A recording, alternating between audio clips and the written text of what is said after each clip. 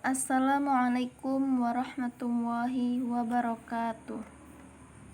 Perkenalkan, nama saya Nur Mawaddah dengan NIM 208190009, jurusan Tadris Matematika Lokal 3B. Baiklah, di sini saya akan memenuhi mata kuliah saya, yaitu Kapital Selekta Matematika Dasar, dengan dosen pengampu Dr. Randa Sunarto MPD. Di sini kita akan membahas materi tentang Teorema Pitagoras, yang mana pengertian Teorema Pitagoras ini merupakan sebuah aturan matematika yang bisa dipakai dalam menentukan panjang salah satu sisi dari suatu segitiga siku-siku. Nah, jadi di sini yang perlu kita ingat dari teorema ini yaitu hanya berlaku untuk segitiga siku-siku. Maka dari itu, jika ada sebuah segitiga lain yang tidak berbentuk siku-siku, maka kita tidak bisa menentukan panjang dan sisinya ya. Sifat-sifat teorema Pitagoras. Terdapat dua sifat yang ada dalam teorema Pitagoras. Di antaranya, yang pertama hanya untuk segitiga siku-siku. Yang kedua, minimal dua sisinya dapat diketahui terlebih dahulu. Karakteristik suatu segitiga. Terdapat tiga karakteristik. Yang pertama, apabila kuadrat sisi miring sama dengan jumlah kuadrat sisi yang lain, maka segitiga tersebut merupakan segitiga siku-siku. Yang kedua, apabila kuadrat sisi miring kecil dari jumlah kuadrat sisi yang lain, maka segitiga tersebut merupakan segitiga lancip. Yang ketiga, apabila kuadrat sisi miring besar dari jumlah kuadrat sisi yang lain, maka segitiga tersebut merupakan segitiga tumpul. Selanjutnya, untuk lebih jelas dalam memahami bentuk segitiga siku-siku, yaitu langkahnya dapat dilakukan dengan cara mengidentifikasi sebuah segitiga tersebut. Nah, jadi apabila kita perhatikan gambar di depan layar ini, maka dapat kita jumpai tiga buah sisi yang telah saya beri nama pada setiap sisi-sisinya, yaitu sisi alas yang disingkat sebagai SA, sisi tegak yang disingkat sebagai ST, serta sisi miring yang disingkat sebagai SM. Nah, sisi miring ini berada di depan siku-siku dari sebuah segitiga tersebut ya, dan siku-siku pada umumnya digambarkan pada sebuah kotak kecil di dalamnya, seperti gambar di atas yang ditunjukkan dengan panah hijau. Rumus teorema Pitagoras.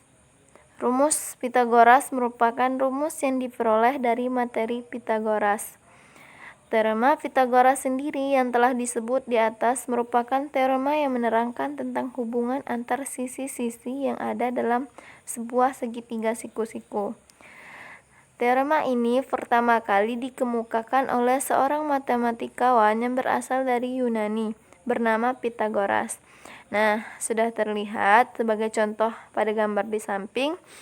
Diketahui sebuah segitiga dengan siku-siku di B.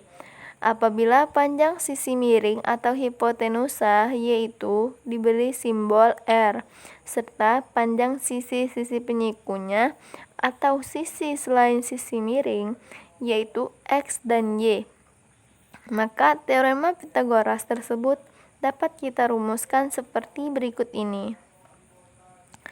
Nah, rumus Pitagoras. Langsung saja kita ketahui R kuadrat sama dengan Y kuadrat tambah X kuadrat, yang mana keterangan dari R ini merupakan sisi miring, Y sama dengan sisi depan atau tegak, X sama dengan sisi samping atau alas.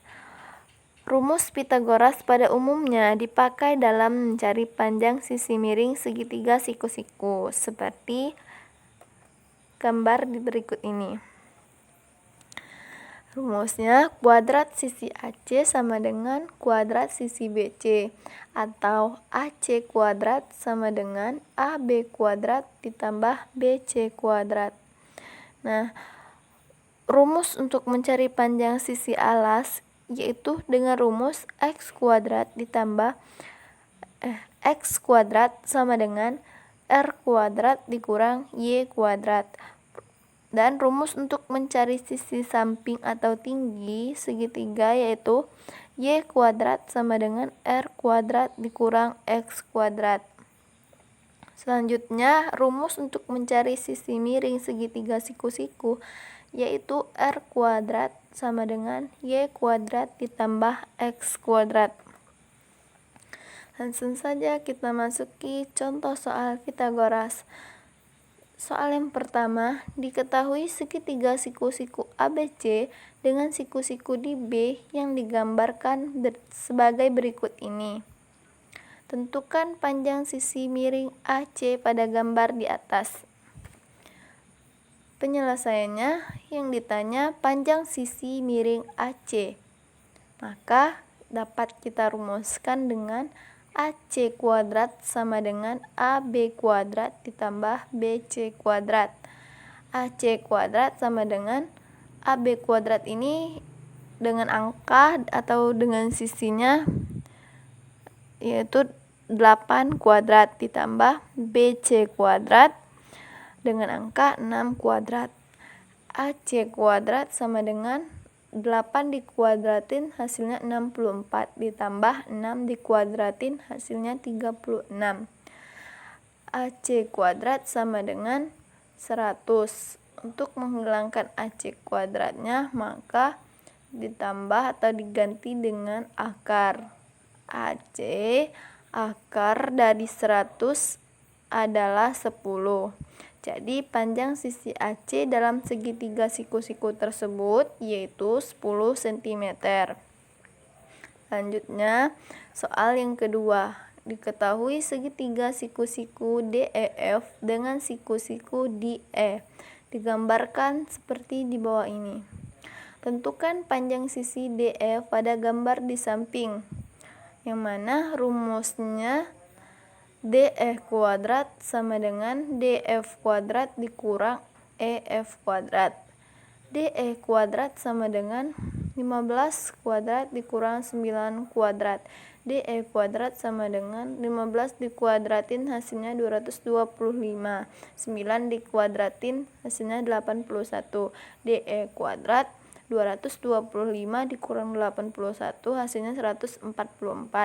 Untuk menghilangkan kuadratnya maka ditambah atau diganti dengan akar. DE akar dari 144 hasilnya 12. Jadi panjang sisi DE pada segitiga siku-siku di atas yaitu 12 cm. Soal yang terakhir. Diketahui segitiga siku-siku ABC dengan siku-siku berada di B. Apabila panjang sisi AB sama dengan 16 cm serta panjang sisi BC sama dengan 12 cm, maka hitunglah panjang sisi AC pada segitiga di bawah ini. Penyelesaiannya terdapat atau kita gunakan dengan rumus R kuadrat sama dengan Y kuadrat ditambah X kuadrat. R kuadrat sama dengan 12 kuadrat ditambah 16 kuadrat. R kuadrat sama dengan 12 dikuadratin hasilnya 144 ditambah 16 dikuadratin hasilnya 256. R kuadrat 144 ditambah 256 hasilnya 400. Sama saja, untuk menghilangkan kuadratnya maka diganti dengan akar. Akar dari 400 hasilnya 20. Jadi kesimpulannya R kuadrat atau panjang sisi AC pada segitiga di atas adalah 20 cm. Nah, sekian, hanya itulah yang dapat saya jelaskan. Kurang dan lebihnya saya mohon maaf. Saya akhiri. Wabillahi taufiq wal hidayah. Wassalamualaikum warahmatullahi wabarakatuh.